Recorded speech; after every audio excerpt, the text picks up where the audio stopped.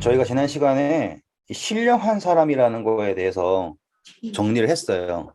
그 바울이 얘기하기를 너희들은 지금 어떠한 사람이냐면 본성에 남아있는 사람이다. 그쵸? 그걸 이제 육에 속한 사람이다라고 했지 않습니까? 그래서 이제 본성에 남아있는 사람들은 결국에 하는 건 뭐밖에 없어요. 시기 질투 말고는 하는 게 없어요. 서로 사랑한다라는 것 자체가 성립이 안 돼요. 본성에 있는 사람들은. 왜냐하면 계속 뭘 보니까 자신을 보니까 누구를 통해 상대방을 보냐면 자신을 통해서 상대방을 봐요. 그러니까 기준 자체가 누가 기준이냐면 내가 기준인 거예요. 그러니까 의의라는 것도 결국에는 누구에게 있는 거예요. 자신에게 있는 거예요. 그렇기 때문에 이 육에 속한 사람들은 항상 자기 중심으로 바라보고 자기의 판단에서 무언가를 이렇게 선택을 하기 때문에 이 사람들은 판단할 수가 없는 거예요. 하지만 신령한 사람은요, 자신을 통해서 보는 게 아니죠. 누구를 보는 거예요? 예수 그리스도를 보는 거예요. 그렇기 때문에 뭐도 할 수 있어요? 판단도 할 수 있는 거죠. 그래서 바울이 이야기한 게 뭐예요? 누가 오시기 전까지, 예수님께서 오시기 전까지 아무도 판단하지 마라. 그분이 오시면 어둠에 있는 것을 드러내시고 가스다음에 의도를 나타내실 거다라고 얘기하면서 바울이 이제 그 이야기를 풀어 나갔잖아요. 네. 기억나시죠? 네. 네. 그래서 중심이 뭐냐면 내 안에 예수 그리스도를 넣을 것인가 아니면 여전히 내가 있는가예요. 그래서 내가 모든 것의 기준인가 그렇지 않은가의 시작이 본성에 있는 사람과 신령한 사람의 차이점이죠. 이해되셨죠? 그런데 여기에서 이거를 이제 약간 극단적으로 가시는 분들은 뭐라고 얘기하시냐면 자아가 죽어야 된다 이렇게 얘기를 해요. 제가 늘 말씀드리지만, 아니라고 하셨잖아요. 그죠? 네, 늘 말씀드리지만 하나님이 창조하신 게 자아예요.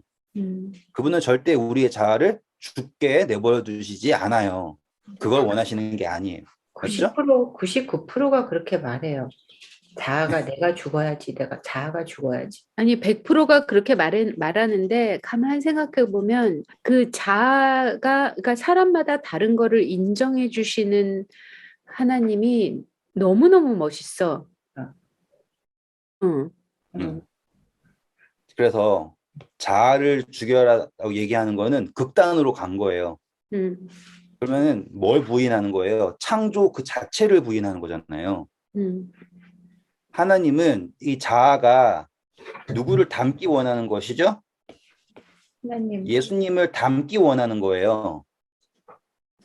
제가 아들을 낳았죠. 제가 낳은 건 아니지만 제 아들의 자아를 없애가지고 저랑 똑같이 만들기 원하면은 아빠가 아니죠. 그거는 괴물이죠. 맞잖아요. 하나님이 만약에 우리에게 우리의 자아를 죽이는 걸 요구하신다라면 그분은 좀 막말로 괴물일 수밖에 없는 거예요. 제가 제 아들에게 너가 내 아들이 되려면 너의 자아를 죽이고 내 자아를 받아야 한다라고 한다면 그 개념이 아니라 무슨 개념이라고요? 담는다는 개념이에요. 담는다. 중요하죠? 무슨 개념이라고요? 자아가 죽는다가 아니라 누구를 닮아가다? 예수 그리스도를 닮아간다가 중요한 거예요. 그렇기 때문에 그러기 위해서는 이 개념 자체가 어떻게 되는 거냐면 그전에는 이렇게 동그라미 있으면 여기에 나밖에 없어요. 내 자아밖에 없어요. 근데 신령한 사람은 여기 성령이 같이 들어오는 거예요. 그래서 그거를 이제 로마서 공부할 때는 우리 양심이라고 했던 거 생각나시죠? 네. 그래서 하나님께서 우리에게 선한 양심을 주셔가지고 그죠? 율법이 없는 사람들은 그 양심에 비추어서 한다고 했잖아요. 이 성령이라는 것이 양심은 그냥 있는 거고요. 성령이라고 하는 거는 우리가 그분에게 뭐 해야 됩니까? 구해야지 주시는 거죠. 네. 그래서 우리가 지금은 이제 고린도전서 이제 13장 들어가면 이제 거울이라고 나와요. 네. 사랑장에서 우리가 거울 보는 것 같이 희미하게 본다라고 하는 그 거울로 나오고 음. 이제 다 이게 풀어질 거죠. 지금은 이제 조금 이제 어떤 거냐면 제가 아직까지 말을 다 할 수가 없어요. 왜냐하면 지금 다 해버리면 나중에 할 게 없으니까. 그러니까 어느 정도 저를 이해해 주시고 네. 지금 그래서 이제 거울이라는 거를 통해서 우리 자신을 계속 뭐 하는 거예요? 하나님과 예수님과 비교하면서 나 스스로를 조정해 나가는 거예요. 나를 죽여버리는 게 아니라. 그러니까 이거는 뭐에 가까운 거예요? 변화에 가까운 거지 음. 교체가 되는 게 아니에요. 차이점 아시죠? 네. 이거를 쏙 빼버리고 나란 애를 지워버리고 새로운 걸 집어넣는 개념이 아니라 네. 변화시키는 개념이라고요. 음. 그러니까 재창조는 어떤 식이냐면 하나님께서 우리를 싹 없애버리고 처음부터 새로 시작하는 개념이 절대로 아니다 이거예요. 우리는 그대로 있는 거예요. 재창조되는 거는 바뀌예요. 이해되시겠죠? 한 번 더 해드릴게요. 만약에 하나님이 우리를 없애시고 새로 만드실 거면 우리를 용서하실 필요가 없죠. 네. 네. 그렇잖아요. 죄 지은 거 없애고 새로 하면 되니까. 근데 하나님은 그걸 실수가 없는 거죠. 왜냐하면 지금 우리가 너무 소중한 거잖아요.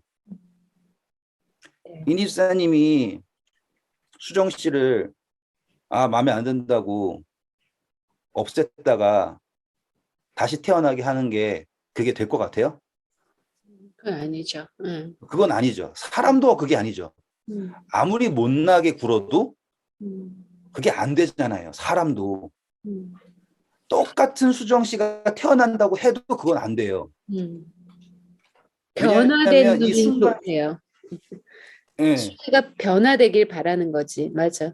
그렇죠. 음. 그러니까 내가 원하는 대로 완벽한 딸내미가 태어날 때까지 계속 죽이고 태어나게 하고 죽이고 태어나게 하고 한다라는 것 자체가 사람조차 음. 못하잖아요. 그건 끔찍한 거잖아요.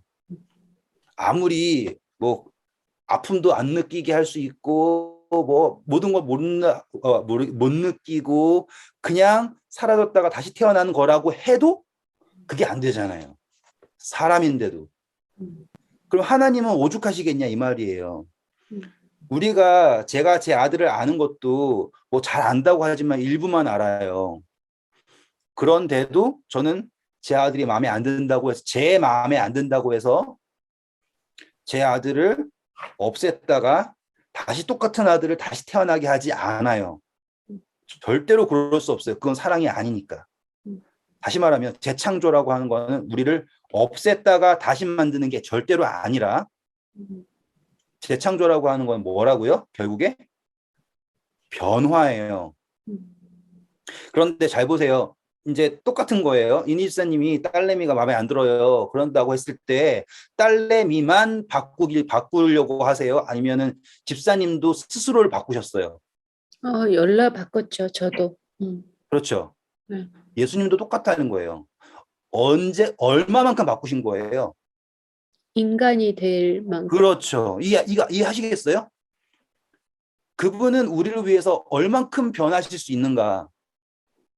근데 그러니까 제가 그거는 약간 디프런인 것 같아요. 나는 내가 완전하지 않기 때문에 네, 좋은 엄마가 되기 위해서 바뀐 거고, 네, 예수님은 우리를 이해시키기 위해서 그러니까 그 방법이 제일 좋으니까 눈높이를 맞춘 거고, 뭐 이 정도로 그는 좀 다른 거 아니에요? 다르지만 완전히 같죠. How? 설명해 드릴게요. 네. 자, A라는 존재가요, 인식의 범위가 이래요. B라는 존재가요, 인식의 범위가 이래요. 음.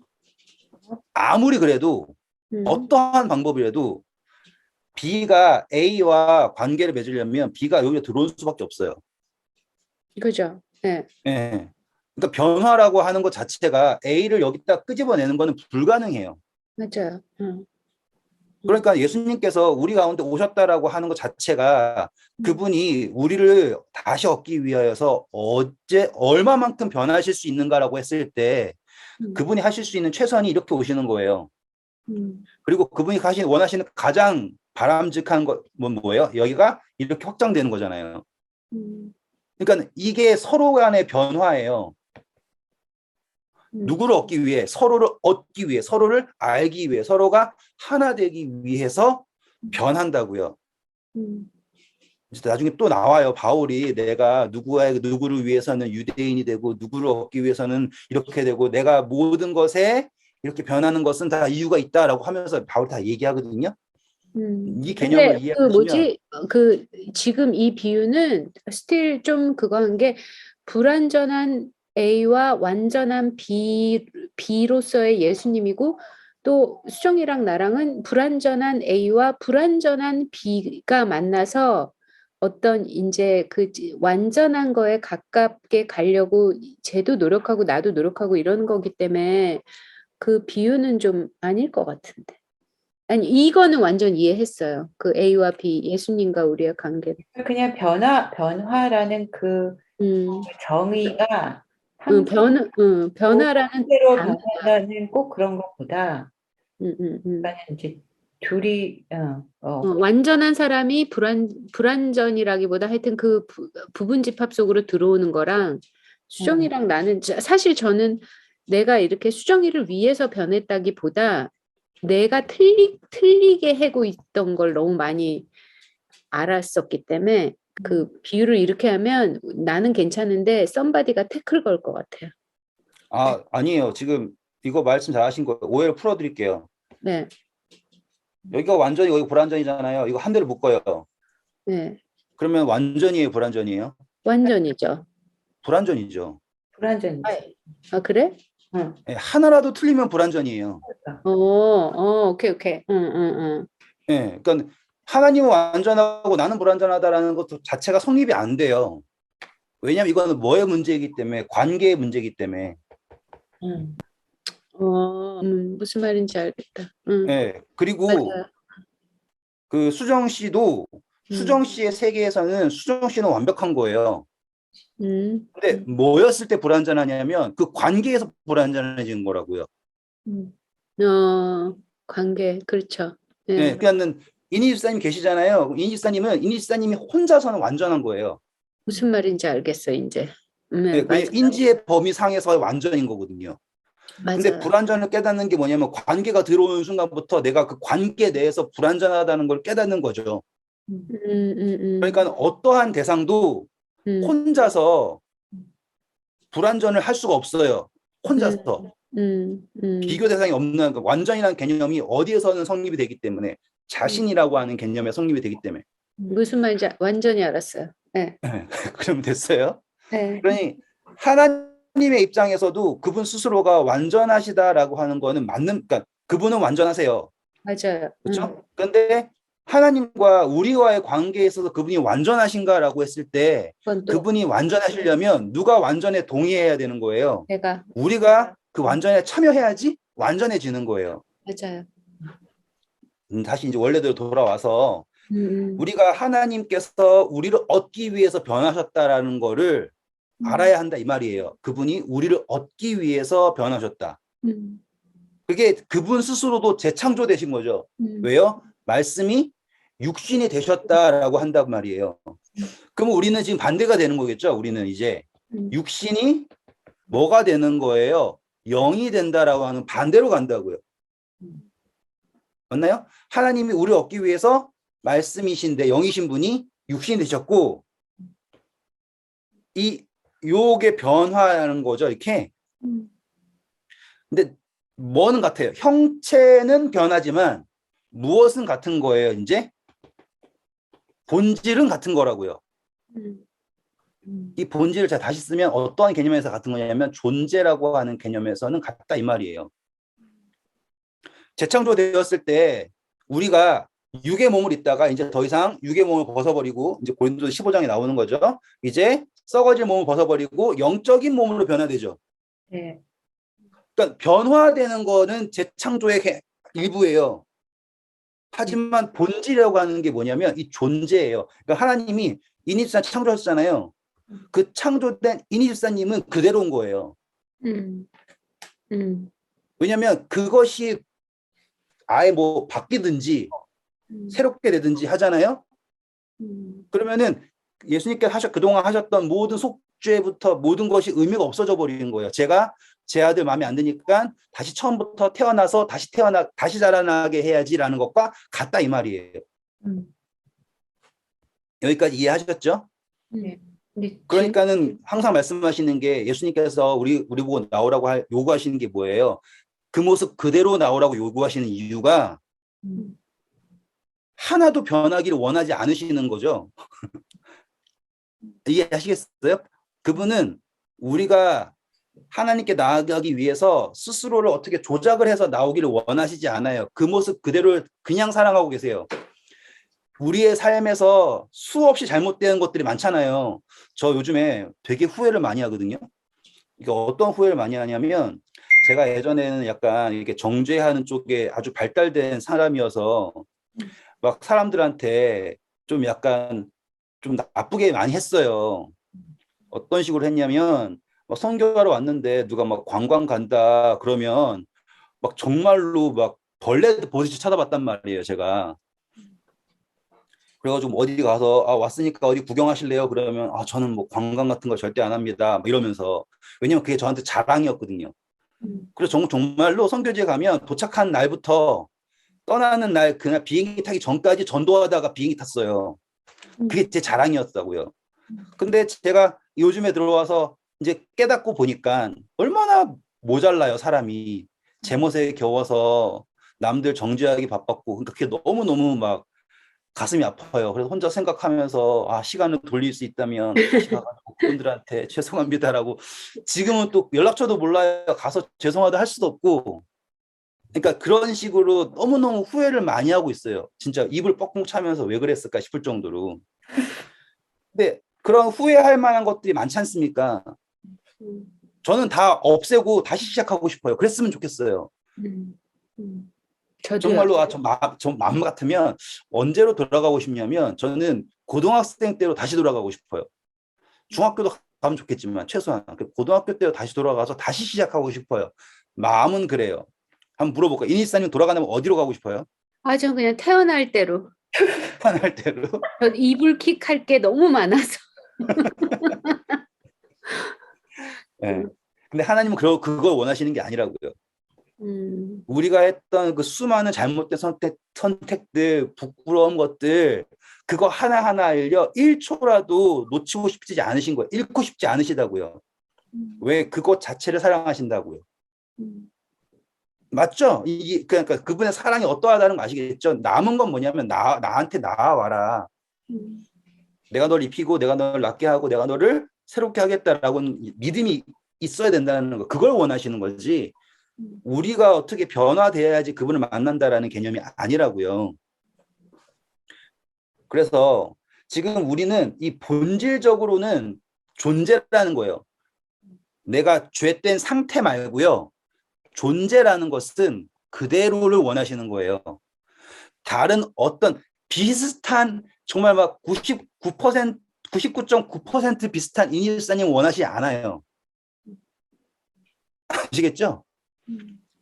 그러니까 뭐 99.99999% 노원 집사님 원한다 아니라고요. 그분은 아무리 못생겨고 아무리 넘어지고 찌그럼 오징어처럼 돼도 100%를 원하신단 말이죠. 그거를 놓치기 싫어서 기다리시는 분이고 그거를 위해서 자기 사랑을 사랑하실 때 끝까지 사랑하시는 분이잖아요. 이해되셨죠?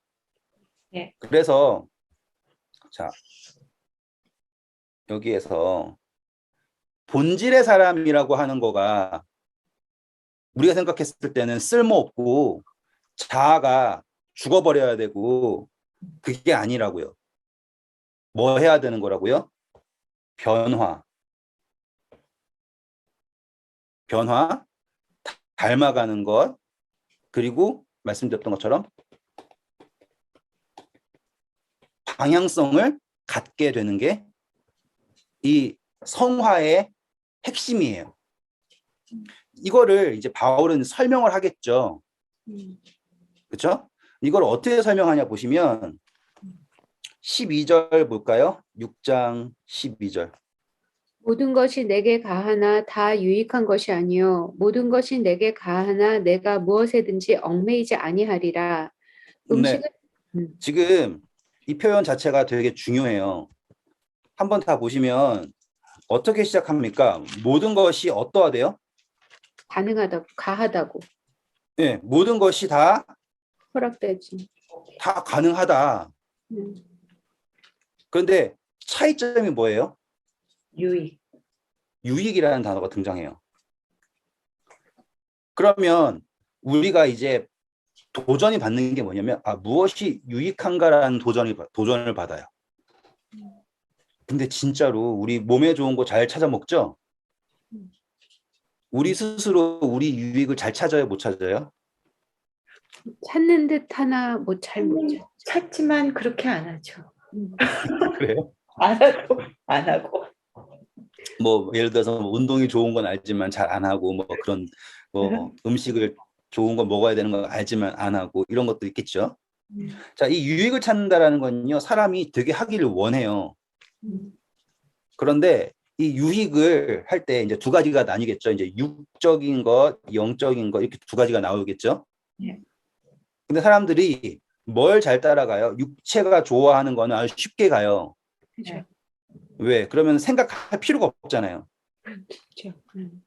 기억나시죠? 우리 영육혼 해가지고 했던 거? 네. 육신이 맛있다, 달달한 거 먹으라 그러면 고민할 필요가 없어요. 왜? 육신이 좋아하는 걸 그냥 허락만 하면 되거든요. 맞아요? 근데 영적인 것은 뭘 해야 되냐면 육신을 끌고 조정을 해요. 끌고 와야 해요. 그래서 어려워요. 그러니까 제가 아침에 일어나가지고 5시 반에 일어나가지고 헬스장 가서 운동을 해야 된다라고 하잖아요.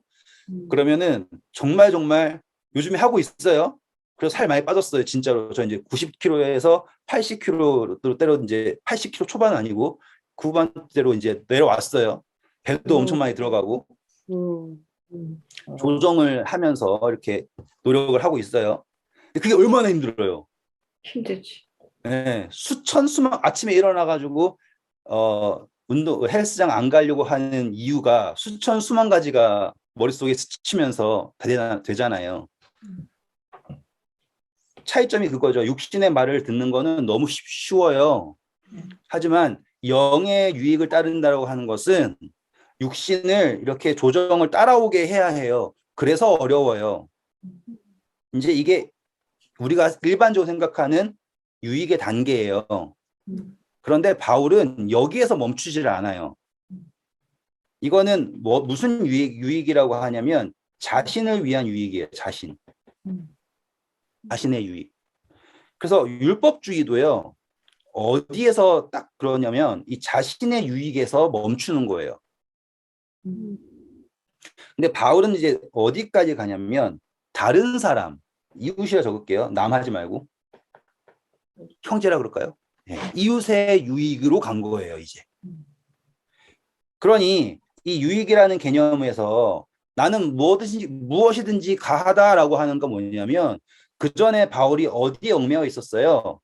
여기에 얽매여 있었거든요.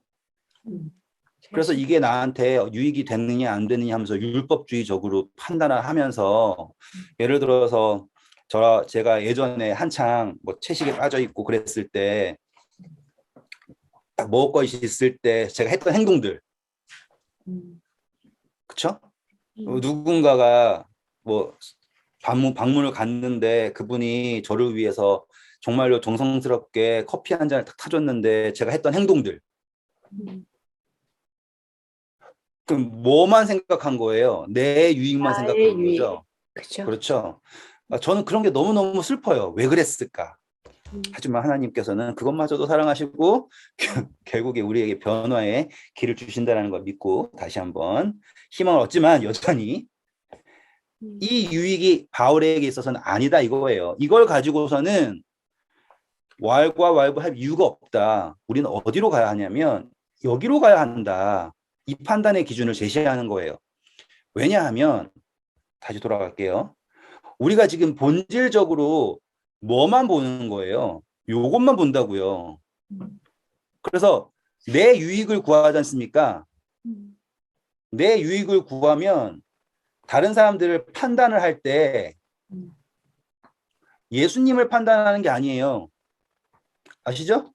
그, 나를 보고서 판단할 수밖에 없단 말이에요. 왜? 항상 내가 구하는 유익은 누구의 유익밖에 없으니까 나의 유익밖에 없으니까. 음. 막 육신을 쫓아다니는 거는 그거는 유익을 구하는 것도 아니고요. 그냥 몸의 노예예요. 육신의 노예 수준인 거고. 음. 육신을 컨트롤한다고 하지만 결국에 내 유익만 빠져 있는 사람은 음. 아시죠? 들보만 세우고 있는 거예요. 음. 이해되셨죠? 모든 것이 가하다. 하지만 유익하진 않다라고 하면서 이제 음식의 이야기를 나오는데요. 한번 쭉 읽어볼까요? 음. 음식은 배를 위하여 있고 배는 음식을 위하여 있으나 하나님은 이것 저것을 다 패하시리라. 몸은 음란을 위하여 있지 않고 오직 주를 위하여 있으며 주는 몸을 위하여 계시느니라. 하나님이 주를 다시 살리셨고 또한 그의 권능으로 우리를 다시 살리시리라. 너희 몸이 그리스도의 지체인 줄을 알지 못하느냐? 내가 그리스도의 지체를 가지고 창녀의 지체를 만들겠느냐? 결코 그럴 수 없느니라. 창녀와 합하는 자는 그와 한 몸인 줄을 알지 못하느냐? 일러스되 둘이 한 육체가 된다 하셨나니 주와 합하는 자는 한 영이라. 감사합니다. 제가 좀 해석을 좀 해드릴게요. 이 이야기가 왜 나오는지를 조금 아셔야 되니까. 일단 우리는 12절을 확실하게 이해했어요. 네. 네. 자, 이거를 한번 확인하기 위해서 10장 23절 한번 읽고 넘어갈게요. 모든 것이 가하나 모든 것이 유익한 것은 아니요 모든 것이 가하나 모든 것이 덕을 세우는 것은 아니니. 네, 지금 같은 말이죠. 네. 네, 지금 고린도전서 6장에 나와 있는 거랑 고린도전서 10장에 나와 있는 거랑 같은 거예요. 지금 바울은 같은 사상을 하고 있지 않았습니까? 네. 그렇다라는 거는 지금 이 6장 후반부에 나온 거는 비단 음식만을 말하는 게 아니라는 것도 아시겠죠? 네. 예? 그러니까 이거는 지금 이 후반에 나와 있는 나올 그 바울의 논리의 가장 핵심적인 그 뭐라고 할까요? 포인트인 거예요. 지금 이거를 넣고서 시작을 하는 거죠. 되셨죠? 그러면서 찝는 게 뭐냐면 음식이라는 걸 찝었고요. 그 다음에 찝은 게 뭐예요? 음행이 찝었죠. 왜냐하면 그 당시에 음식은 우상에게 바쳐졌던 음식이죠. 네. 그 당시에 음행은 또 어떤 음행일까요? 음행은 음행이요. 이것도 아, 우상에게 바쳐진 음행이에요. 그거. 그래서 그 당시에 창녀들이 다 어떻게 활동을 했냐면 이 우상 숭배의 일부로서의 음행이었어요. 아, 맞다. 네, 들어보신 적 있죠? 네. 그래서 신전에는 항상 남창이 있고요, 여자 창녀도 있고요. 그러니까 이것이 마치 다산, 축복 그런 것의 하나의 행위로 해가지고 포장을 했어요. 그래서 이 고린도 교회의 사람들은 이미 뭐에 익숙해요? 우상에게 바쳐졌던 음식을 먹는 것에 익숙해요. 왜냐하면 우리가 이슬람 사람들 봤을 때 모든 것에 제사를 지내고 할랄을 하고서 고기를 잡듯이 시장에서 파는 모든 도축된 음식들이 신전에 들여졌다가 온 것이란 말이에요. 그리고 음행이라고 하는 것도 너무나 익숙한 행위였던 거예요. 그런데 이게 왜 그러냐면 그 당시에 제가 뭐 그 당시 산 사람은 아니에요. 여기서 나와 있는 게 뭐냐면 계속 이것이 인간의 기본적인 욕구죠. 네. 식욕, 성욕, 수면욕. 그렇죠?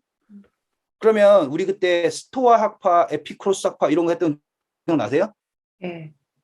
바울이 아테네에서 만났다 그랬잖아요. 아, 맞아. 예. 예. 네. 그래가지고 쾌락주의. 그리고 쾌락주의가 뭐예요? 나한테 몸이 왜 있어요? 몸은 네, 쾌락을 위해서 있는 거다. 이렇게 해서 접근이 되지 않습니까? 네. 몸한테 욕구가 있는데 그거 하나님 주신 선물이죠. 그럼 네. 그거를 억압을 해야 돼요? 아니면 극대화해야 해요? 음. 그럼 뭐가 옳냐는 판단이 없다면 음. 가장 좋은 거는 가장 많이 즐긴 사람이 가장 잘한 거잖아요. 음. 그 논리예요, 지금. 그래서 고린도 교회에서 사람들이 익숙했던 게 뭐냐면 음식이라는 것을 아무렇게나 그리고 성욕이라는 것을 아무렇게나라고 하는 생각이 기본적으로 깔려 있는 거예요. 음. 그렇죠? 그리고 그것을 뭐 한 거예요? 합리화한 거죠. 정당화 적을까요? 음. 정당화 딱 보니까 로마서 1장에 나온 거 똑같죠. 살인, 악독, 간음, 추행 이런 것들 다. 네. 그게 안 좋다라는 걸 알지만 그렇게 행하는 사람들 서로 옳다 그러잖아요. 네. 그 당시 사람들이 가지고 있는 생각이 이렇다는 거잖아요. 지금도 똑같지만. 음. 그러니까 바울이 앞으로에 나와 있는 논리를 전개를 할 때 우리의 몸이 음식을 위해 있는 것이 아니다라는 이야기가 나오겠죠. 우리의 몸이 음행을 위해서 있는 것이 아니다라는 것도 자연스럽게 나오겠죠. 그 논리가 이대로 진행이 되는 거죠. 맞나요? 네. 13절 보니까 음식은 배를 위하여 있고 배는 음식을 위하여 있으나 라고 하지 않습니까? 네. 그럼 이 논리는 뭐예요? 음식이 먹으라고 있는 거지. 근데 그 먹는 거 가지고 왜 그래? 이렇게 논리한다 이 말이죠. 네. 몸은 뭐 하려고 있는데 성욕이 왜 있어? 음. 하나님 성욕 왜 주셨겠어? 이 논리라고요. 하지만 여기에다가 이제 뭘 넣은 거예요? 새로운 개념이죠. 네. 주를 너만 있는 게 아니다. 자, 제가 다 적어놨어요 아까. 너만 있는 게 아니라 음. 누가 계시느냐? 성령님이 계신다 이 말이잖아요. 네. 그래서 너의 몸은 너라는 존재는 너만을 위한 존재가 아니다라는 개념이 등장을 하는 거예요. 저희가 20분 동안 개념 설명했던 게 이제 의미가 있다는 게 아시겠죠? 딱 등장하는 거예요, 이게. 그래서 하나님은 이것저것을 다 폐하시리라. 왜냐하면 목적 자체가 그게 아니지 않습니까, 이제. 그래가지고 그 다음 보시면 뭐라고 해요? 몸은 음란을 위하여 있지 않고 누구를 위하여 있다? 주를 위하여 있으며 주를 위하여 있으며 그리고 이제 몸은 반대이죠, 이제. 누가 우리 위해 계신다? 주는 뭐. 주는 우리를 위하여 그렇죠. 그전과 개념이 완전 달라져 버린 거예요. 음. 천재라니까요. 음. 나라고 하는 자아가 아니라 이제 여기서 주라고 적을게요. 이렇게 있는 거예요. 그래서 나를 없애버린다가 아니었죠. 이제 여기서 우리 공부한 거예요. 닮는다. 중요해요. 나중에 계속 나옵니다. 네. 그래서 뭘 인식해야 되냐면 이 몸이 너의 육체를 위한 것이 아니라 누구를 위한 것이다. 주를 위한 것이다라는 걸 너희가 알아야 한다. 이 개념이 된 거예요. 왜 그걸 알아야 되냐면 14절 보세요. 하나님이 주를 다시 살리셨고 또한 그의 권능으로 우리를 다시 살리시리라. 네, 너의 왜 알아야 되냐면 바로 이게 뭐랑 연결되기 때문이다. 생명. 그렇죠. 부활과 연결되기 때문이다. 너의 몸의 주인이 누구라는 거를 알아야 하냐. 하나님이시라는 걸 알아야 한다. 그래야지 어디에 참여할 수 있는 것이다? 부활에 참여할 수 있는 것이다.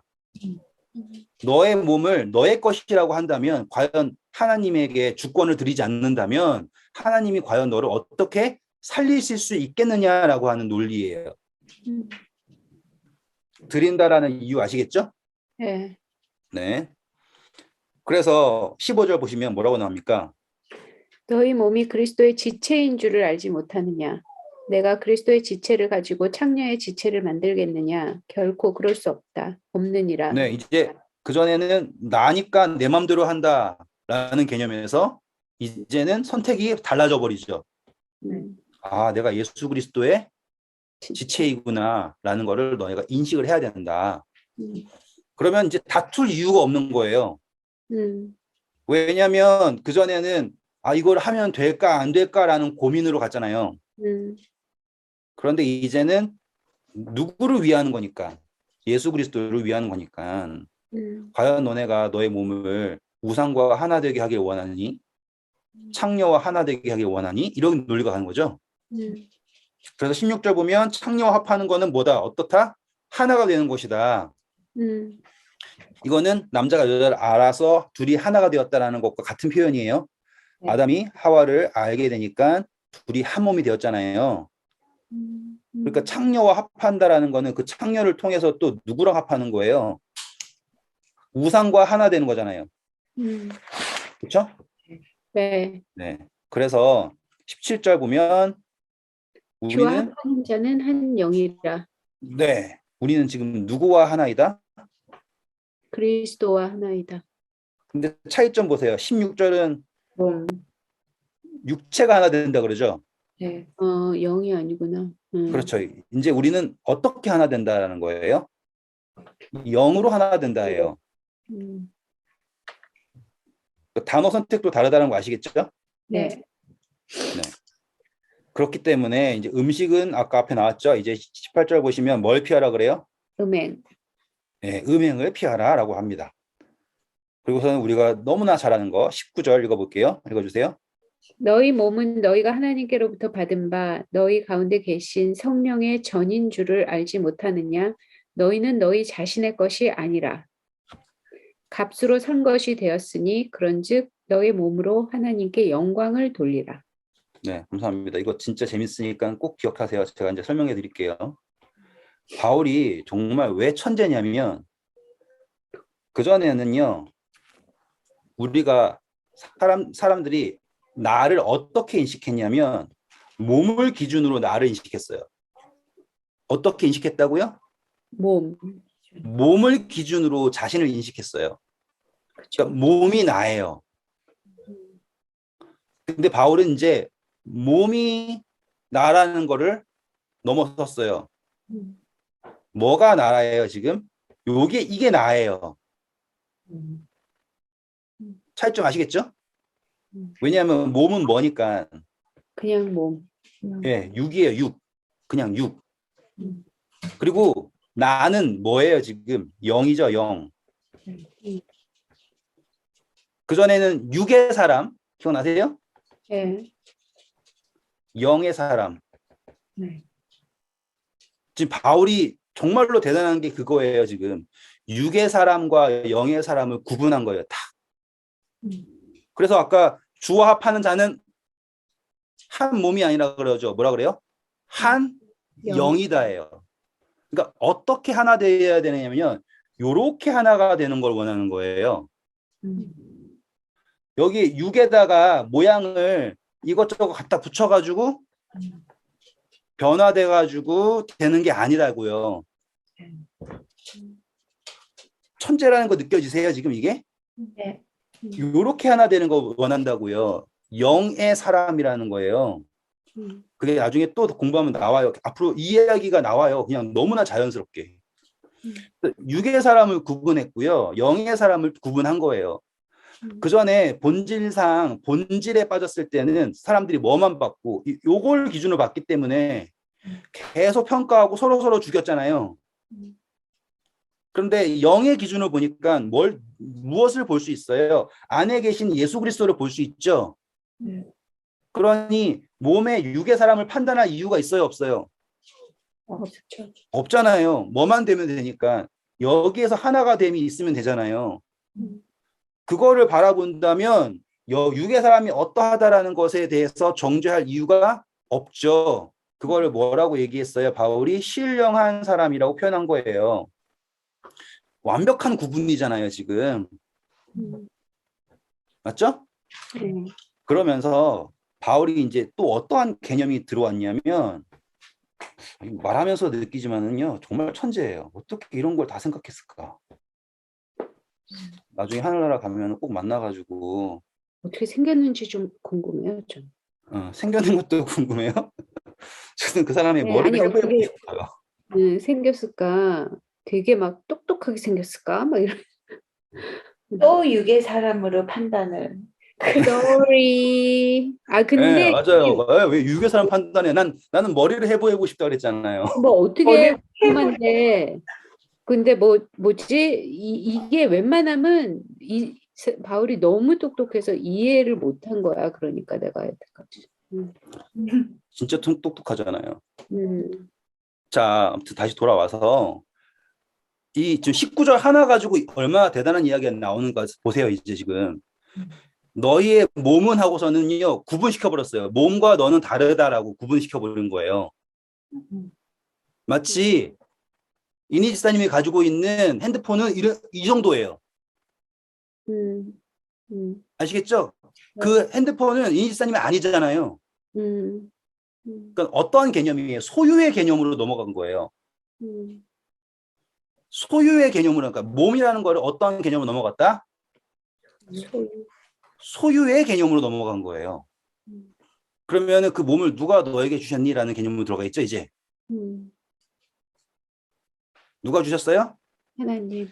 하나님이 주셨다라는 개념으로 탁 전환이 된 거예요. 그래서 나를 창조하신 분도 누구고요? 하나님이시고, 이 몸을 나에게 선물해 주신 분도 누구예요? 하나님이죠. 마치 이제 여기서 어떤 개념이 들어가냐면 에덴 동산 개념 들어가시면 돼요. 이제. 제가 이 정도 설명해 드리면 어떤 그림인 줄 아시겠어요, 이제? 하나님 에덴 동산 창조하신 다음에 사람에게 뭐 하셨어요? 경작하게 하셨죠. 다스리게 하셨죠. 섬기게 하셨죠. 왜? 거기에 누구의 임재가 있으니까. 하나님의 임재가 있으니까. 일단 지구 전체를 다스리게 하신 게 아니잖아요. 창조하신 거는 지구 전체를 창조하셨는데 굳이 아담을 어디에 두셨어요? 에덴 동산이라에 두셨고요. 거기를 섬기게 하셨어요. 왜냐하면 거기에서 하나님이 누구를 만나니까. 모든 피조물을 만나시니까. 똑같이 지금 이 몸이라는 개념을 에덴 동산이라는 개념으로 넣잖아요. 그러면 이게 완벽한 거예요. 설명 자체가. 그러니까 이제 하나님이 이 세상을 누구를 통해서 만나시는 거예요? 우리가 섬기고 있는 이 몸을 통해서 만나신다라고 생각하시면 이해가 완전하게 되신다예요. 왜? 지금 하나님이 몸을 나에게 주시고 다스리게 하셨죠? 네. 누구를 위해 예비할 수 있도록? 예수님을 위하여, 성령을 위하여 예비할 수 있도록 우리에게 주신 것이다 라는 개념이 진짜로 대체 어떻게 알아냈는지 모르지만 이 사람은 알아낸 거예요. 저야 이 사람이 이렇게 얘기했으니까는 역으로 추적을 해가지고 아 이래서 성령의 전이라는 개념이 나왔구나. 왜냐하면 구약에서만 보잖아요. 그러면 어떻게 이해하기가 쉽냐면 하나님이 그냥 일방적으로 개입하시는 걸로 나와요. 그래서 하나님의 말씀이 누구에게 임했다라고 이렇게 하잖아요. 성령이 임해가지고 뭘 했다. 근데 성령이 계신다라고 하는 개념을 바울이 대체 어떻게 가지고 왔는지 전 도저히 알 수가 없어요. 예를 들어서 가능하다면 예수님께서 요한복음에 그가 너희 가운데 계실 거다. 너희와 함께 영원히 계실 거다. 이 말씀을 하셨잖아요. 그 정도로는 추론할 수 있겠어요. 그런데 바울은 어떠한 개념을 가져왔냐면 성전이다라는 개념을 가져왔잖아요. 성전이다. 그러니까는 정말 전 막 놀라는 거예요. 대체 어떻게 이걸 알았을까? 어떻게 성경을 읽으면 이런 식으로 볼 수 있는가? 그렇기 때문에 이 논리가 성립된 거죠. 왜? 그전에는 내 몸은 내 몸이다 했잖아요. 왜? 뭘 구분 못했으니까. 몸과 나를, 육의 사람과 영의 사람을 구분을 못했었으니까 내 몸은 내 몸이다라는 생각밖에 없었는데 바울이 딱 육의 사람과 영의 사람이라는 거를 딱 구분하면서 하나님께서 우리의 육신을 우리에게 맡기셨다라는 개념을 딱 들어오니까 왜 맡기셨는가? 그 성전을 섬기도록 맡기셨다라는 개념이 나온 거예요. 그러는 순간부터 내가 내 몸을 함부로 할 수 없게 되는 거죠. 그전에는 아, 나 살고 싶지 않아. 그냥 죽어버릴래. 그러면 죽을 수 있죠. 왜? 그건 내 권리잖아요. 어떻게 생각하세요? 내가 자살하는 게 내 권리예요? 사람은 자살할 권리가 있나요? 아니 뭐 자살할 수는 모든 것이 가능하니까 가능하지만 권리는 없죠. 네. 지금 이 개념에서는 권리가 없는 거예요. 그렇죠. 왜? 우리는 무슨 개념이니까? 청직이니까. 다 성립되죠. 지금 우리가 그동안 성경에서 띄엄띄엄 들어왔던 모든 개념들이 네. 이 고린도전서 6장 19절에 다 들어있는 거라니까요. 그래서 우리에게 주어진 달란트 역시 같은 개념이에요. 우리가 하나님에게 받은 거라고요. 누굴 섬기기 위해서. 예수님. 예, 이렇게 된다고요. 그러니 우리가 너희의 몸은 너희가 하나님께로부터 받은 바 너희 가운데 계신 성령의 전인 줄을 알지 못하느냐? 아, 몰랐죠. 우리는 말해주기 전까지는. 근데 대박이잖아요. 맞는 말이에요. 너희는 너희의 자신의 것이 아니다. 이거를 알고 시작을 해라. 그래서 그 다음 절 값으로 산 것이 되었으니 그런즉 너희 몸으로 하나님께 영광을 돌려라 라고 얘기를 해요. 정말 멋지죠. 그러니까 이제 우리의 몸을 어떻게 사용하는 것을 바울이 권장하는 거예요. 하나님의 영광을 위해 사용하는 것을 권장하는 거예요. 자, 값으로 산 거는 몸을 산 게 아니에요. 나를 사신 거지. 그렇죠. 이거 여기를 산 거예요. 음, 음, 그러니 몸도 주셨고 값으로 사신 것도 누굴 산 거예요? 영적인 사람을 사신 거죠, 이걸. 그렇기에 우리는 뭘 선택할 수밖에 없어요? 하나님의 영광을 위하여 사는 것을 선택하는 것이 당연한 거예요. 확실하게 설명이 되었죠? 네. 네, 감사합니다. 자, 이제 7장부터는요, 그냥 읽으면서 짧게 설명을 할게요. 이 이야기가 왜 나왔는지에 대한 배경도 이제 읽으면서 제가 설명을 드릴게요. 일단 읽어보겠습니다. 1절부터 읽어주세요.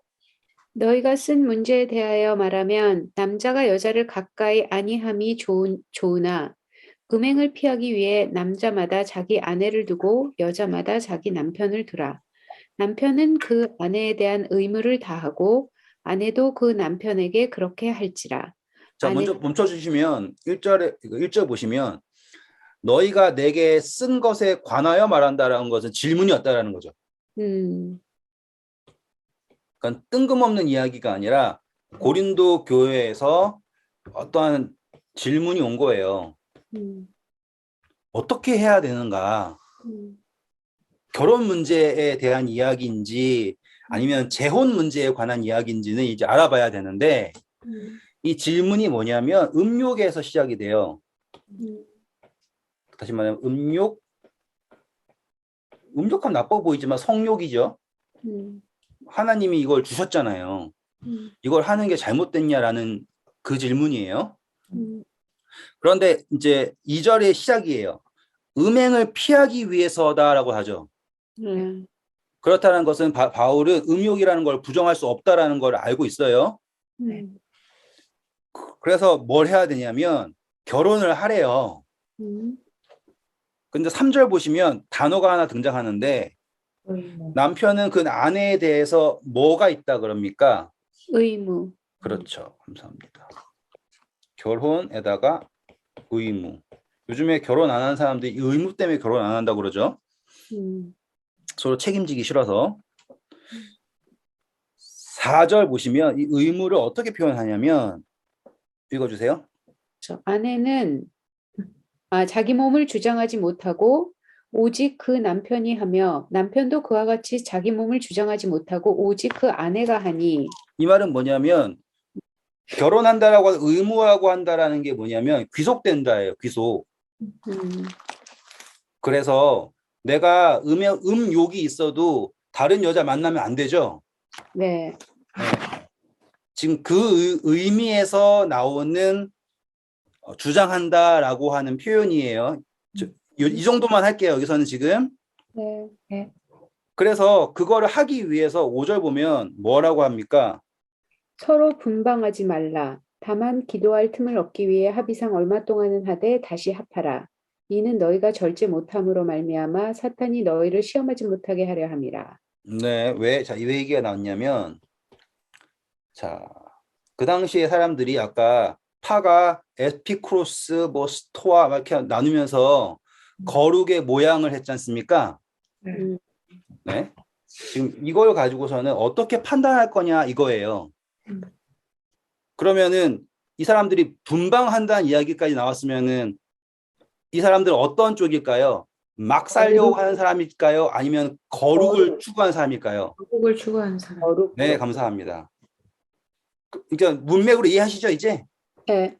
어떤 사람은 내 마음대로 살 거야. 막 어떻게든 이렇게 하고 막 내가 마음대로 좋아. 왜? 몸이 있으니까. 내 몸이 그걸 위해 창조되었으니까. 이렇게 하는 사람이 있고 어떤 사람들은 금욕으로 빠지는 거예요. 음, 그런데 그 금욕으로 빠지는 것 자체도 뭐냐면 남의 유익이 아니죠. 그렇죠. 네. 맞잖아요. 제 아내가 있는데 제가 거룩하게 하기 위해서 제 아내를 독방 쓰게 하고 이렇게 한다라는 것 자체가 나의 거룩만을 위하는 거지 누구의 거룩을 바라보지 않고 있죠. 네. 지금 그 개념이니까 이해가 되시죠? 네. 예, 그냥 무조건 부부면은 각방 쓰면 안 됩니다. 이렇게 부부 컨설턴트를 해주는 그런 이야기가 아니에요. 지금은 네. 이 이야기는 뭐예요? 너무 편협한 거룩의 관점에 대하여서 바울이 해석을 해주는 거예요. 맞죠? 네. 네. 그러니까 만약에 계속 이렇게 하면은 마귀가 틈탈 거다라고 얘기하죠. 그러니까 네. 6절 보시면 그러나 내가 이 말을 하면 허락이요 명령은 아니라. 네. 지금 뭐예요? 기도하려고 각방 쓰는 것까지 허락해 준다예요. 왜냐하면 거룩이라는 걸 추구할 수 있잖아요. 그래, 좋아. 그런 걸 하고 싶다면 그런 걸 할 수 있어. 하지만 거룩하기 위해서 각방 써라라고 하는 건 아니다라고 얘기하는 거예요. 네. 7절. 나는 모든 사람이 나와 같기를 원하노라. 그러나 각각 하나님께 받은 자기의 은사가 있으니 이 사람은 이러하고 저 사람은 저러하니라. 네, 이 이야기부터 이제 오해하시면 안 된다고 저번에 말씀드렸던 거 기억나시죠? 다 나처럼 결혼 안 하고 살아라라고 이야기하는 게 아니다라는 거. 음, 네. 왜냐하면 지금 바울이 자기가 어떠한 상태에 있어요? 이 의무에 빠져 있지 않은 상태이죠. 음, 그렇죠? 그래가지고 자기는 지금 복음에 집중하고 있잖아요. 왜냐하면 바울은 이미 어디에서는 졸업했어요. 음욕이라는 곳에는 졸업을 했어요. 음, 어떻게 졸업했는지 모르지만 졸업을 한 거예요. 음, 그래서 이 결혼이랑 의무라는 것을 넘어서서 하나님의 복음 사역에만 집중하고 있다라는 것 자체를 말하고 있는 거예요. 그 다음 절. 내가 결혼하지 아니한 자들과 과부들에게 이르노니 나와 같이 그냥 지내는 것이 좋으니라. 네. 저번 시간에 했던 거 기억나시죠? 네. 여기서 결혼하지 아니하는 자들을 수총각 수처녀들 말하는 게 아니라 남자인데 이혼을 한 음, 과부죠. 호레비와 과부 네. 써놨어요 여기. 네. 그래서 이거 원어에 보시면 그렇게 나와 있어요. 남성형으로 나와 있어요. 음, 그러니까 이거는 재혼에 관한 이야기예요. 네. 그러니까 과부는 과부, 남자, 여자든 어떻게 있는 게 좋다? 바울처럼 그냥 있는 것이 좋다라고 나는 말하고 싶다. 그래서 제가 말씀드렸잖아요. 바울은 사내들인 회원이죠. 그래서 사내들인 회원은 기본 조건이 뭐였다고요? 결혼을 해야 한다라는 게 성인이라는 것의 조건이기 때문에 바울은 분명히 결혼을 했다라는 게 제가 이해하고 있는 거예요. 하지만 9절. 만일 절제할 수 없거든 결혼하라. 정욕이 불같이 타는 것보다 결혼하는 것이 나으니라. 결혼한 자들에게 내가 명하노니 명하는 자는 내가 아니요 주시라. 여자는 남편에게서 갈라서지 말고 만일 갈라섰으면 그대로 지내든지 다시 그 남편과 화합하든지 하라. 남편도 아내를 버리지 말라. 그 나머지 사람들에게 내가 말하노니 이는 주의 명령이 아니라. 자, 멈춰주세요. 저는 이게 너무너무 좋아요. 왜 좋냐면 바울이 이거는 하나님의 말씀이다. 이건 하나님의 말씀이 아니다라고 정확하게 선을 그어주죠. 내 생각인데 이렇게. 그죠? 네, 난 너무너무 좋아요. 그냥 아무거나 갖다 대고 하나님 말이라 하지 않고 성경이지만 바울이 분명히 선을 딱 정의를 해요. 이건 하나님의 말씀. 음, 근데 성경에 나오지 않지만 이거는 나의 생각. 음, 만약에 누군가가 자신을 선지자라 얘기하고 싶으면 이렇게 분명히 선을 그어줘야 된다고 생각을 해요, 저는. 그럼요. 맞아. 네, 저는 이게 너무너무 존경스러워요. 어쩌면 이렇게 깔끔하게 딱 했어요. 음, 이건 너무너무 중요한 거예요. 그래야지 사람들이 오해를 하지 않죠. 음, 그다음 시작점은 뭐예요? 결혼한 자들에게는 10절은 뭐라고 해요? 갈라서지 말라 그러죠. 네. 자, 왜 갈라서지 말라냐면 거룩을 위해서 거룩을 목적으로 난 이방인과 있을 수 없어라고 갈라서지 말아라예요. 네. 이따가 설명이 돼요. 바울이 설명해요. 왜 그러냐면 혹시 너 때문에 그 사람이 구원받을지, 너의 남편이 구원받을지, 내 아내가 구원받을지 너가 어떻게 아느냐. 내가 이방인과 있어가지고 나의 거룩이 무너지니까 이혼해버리겠어 라고 하지 말아라 라고 얘기하는 거예요. 그리고 아까 호렙이랑 과부는 결혼하지 않고 나의 거룩을 이루어야 되지 라고 할 때 마음속으로 잘 생각해봐라. 너의 마음에 아직까지 음욕이라는 게 너무 가득 차 있는데 지금 막 거룩이랑 모양을 위해서 고민하지 말고 음욕이 있다면 결혼을 하는 것이 옳다. 하지만 결혼한다면 너에게는 뭐가 있는 거냐면 지금 육신의 책임이 따른다. 그거를 염두하고 판단을 해라. 이렇게 얘기하는 거예요. 되게 열리고 합리적인 사고예요. 맞아요? 이제 그 다음은 이제 다른 이야기죠. 12절 보면 그러나 나머지 사람들에게 내가 말하노니 라고 하면 위에 있는 것과는 다른 이야기죠. 네. 이는 주의 명령이 아니다. 만약 어떤 형제에게 믿지 아니하는 아내가 있어 남편과 함께 살기를 좋아하거든 뭐 하지 말라 그래요? 갈라서지 말라. 버리지 말라라고 하죠. 아, 버리지 말라. 예. 네. 어떤 여자에게 믿지 않은 남편이 있어 아내와 함께 살기를 좋아하거든 그 남편을 뭐 하라 그래요? 버리지 말라. 네. 지금 여기 이야기가 뭐냐면 자, 여기 남편, 아내 만약에 남편이 그리스도인이 아니에요. 음, 아내는 그리스도인이에요. 음, 보면은 계속 반복되는 게 뭐예요? 좋아한다라고 하죠. 네. 그러니까 남편이 그리스도인이 아닌데 누구랑 사는 걸 좋아해요? 아내랑. 아내랑 사는 걸 좋아해요. 그러면 뭐 하지 말래요? 버리지 말라. 버리지 말라. 버리지 말래요. 반대도 똑같아요. 그 이유는 뭐라 그래요? 14절. 믿지 않은 남편이 아내로 말미암아 거룩하게 되고 믿지 아니하는 아내가 남편으로 말미암아 거룩하게 되나니 그렇지 아니하면 너희 자녀도 깨끗하지 못하니라. 그러나 이제 거룩하니라. 네, 자, 이게 왜 이런지 설명해 드릴게요. 왜 이게 하나님의 생각이 아니라 자신의 생각이라고 얘기하냐면 이거는 누가 봐도 합리적인 생각이거든요. 근데 바울이 얼마나 주도 면밀하냐면 바울이 권장하는 결혼은 뭐냐면 믿는 사람들끼리 결혼하는 거죠. 네. 그게 권장이잖아요. 네. 근데 만약에 이거를 하나님의 뜻이라고 하면 사람들 어떻게 해석할까요? 하나님이 너무 차별한다. 좀 그렇다. 자, 다시 한번. 자, 그냥 A는 교인이에요. 그리스도인이에요. B는 아니에요. 둘이 결혼하는 거를 권장해요? 권장하지 않아요? 안 해요. 해야 될까요? 안 해야 될까요? 뭐 결혼은 하지, 그러니까 시작은 안 하면 좋죠. 안 하면 좋죠. 네. 성경에서 하나님이 이방인과 혼인하래요? 말래요? 말래요. 그렇죠. 이게 성경이 뜻이죠. 네. 그럼 A와 B가 결혼하려면 A와 B가 같은 교인이어야 된다는 거죠. 네. 근데 이 상태는 어떤 상태예요? A와 B가 이미 결혼한 상태죠. 네. 그러니까요. 예. 그런데 조건이 뭐예요? 좋아한다죠. 네. 네. 그러면 뭐 하지 말래요? 갈라설 이유가 아니다 이거예요. 그죠? 네. 네. 근데 이거를 하나님의 뜻이라고 하잖아요. 그러면은 또 안 되지. 그럼 어떻게 되냐면 처음 결혼한 사람도 좋아하니까 할 수 있다고 된다고요. 어. 그러니까는 신앙이 중요한 먼저가 아니라 뭐가 먼저가 되는 거예요?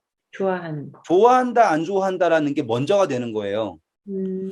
그래서 바울이 정말로 주도 면밀하게 이것은 하나님의 뜻이 아니라 나의 생각이다라고 얘기하는 거예요. 그러네. 음. 네. 음. 이해되시죠? 그러니까 이거는 반대의 경우지만 새로 만나는 사람 역시 저 사람이 이방신이 섬기는 사람이지만 음. 나랑 있는 걸 좋아한다. 그러니 결혼하는 게 뭐가 문제냐라고 하면 결국에는 뭐가 생기는 거예요? 섞인 무리가 생길 수밖에 없죠. 그래. 그렇죠. 네. 이해되시겠죠? 그러니까 항상 읽을 때 반대 거를 다 생각하시면서 봐야 돼요. 여기 대우 같은 거 다. 그러면은 이해가 돼요.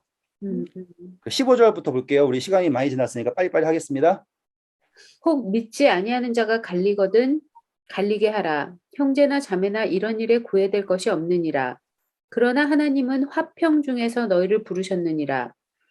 아내 된 자여 내가 남편을 구원할지 어찌 알 수 있으며 남편 된 자여 내가 아내를 구원할지 어찌 알 수 있으리요.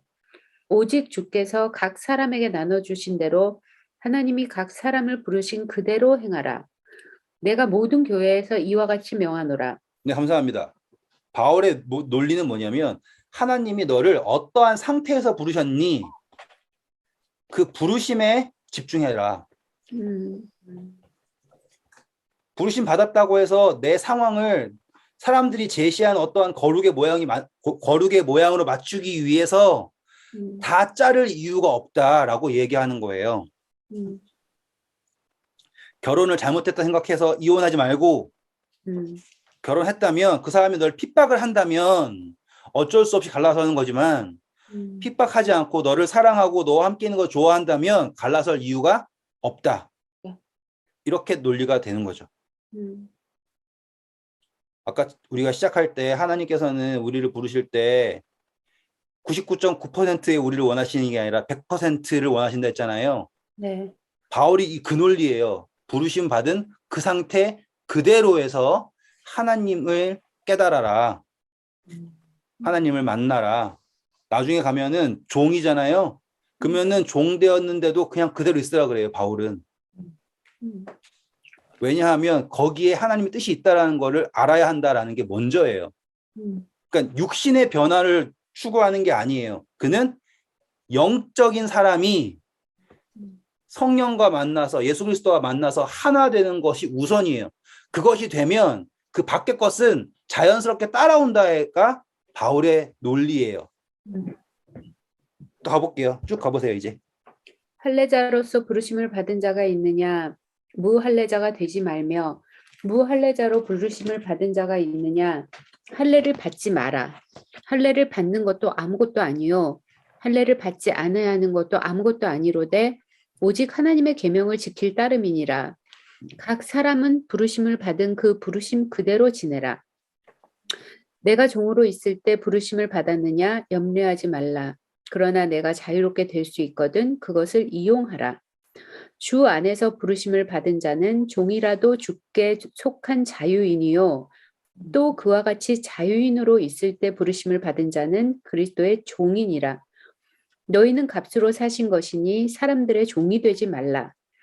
형제들아 너희는 각각 부르심을 받은 그대로 하나님과 함께 거하라. 맞죠? 완전 맞아요. 근데 여기는 다 이해가는데 뭐 하나 이거 말고 질문이 있어요. 네, 하세요.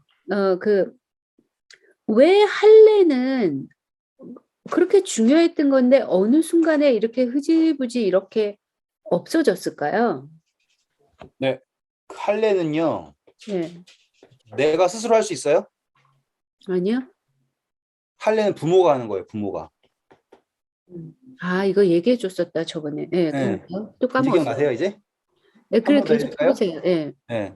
이 부모가 아들을 하나님의 언약에 바치는 거예요. 그래서 이 아들을 통해서 누가 오신다? 메시아가 오신다라고 하는 그 그래. 언약에 참여하는 것이 할례였어요.